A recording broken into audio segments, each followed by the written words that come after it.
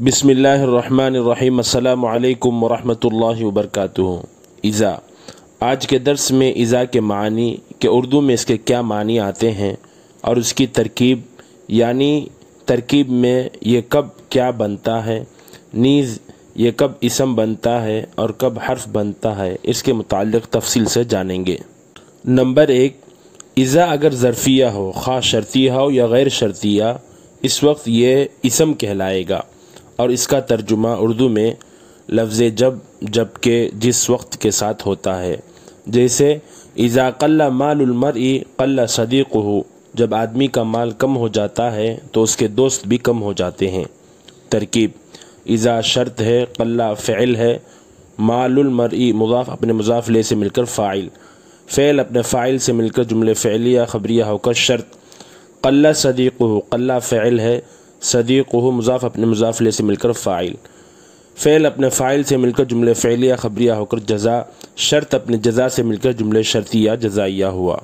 Number 2, इज़ा अगर फुजाइया हो तो इस वक्त इज़ा हर्फ होगा, इसम नहीं। जी हाँ, आपने बिल्कुल सही सुना। जब इज़ा फुजाइया हो तो इस वक्त हर्फ कहलाएगा, तरकीब में कुछ नहीं बनेगा।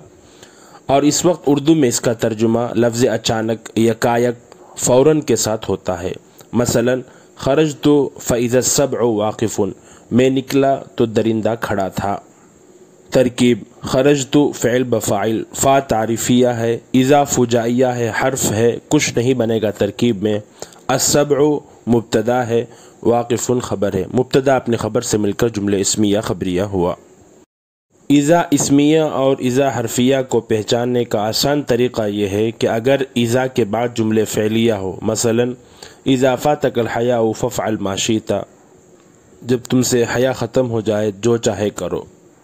इस जुमले में अगर आप गौर करेंगे, इज़ा के बाद फ़ातकल हया ये जुमले फ़ेलिया आया है, लिहाजा इस वक्त इज़ा इस्मिया होगा।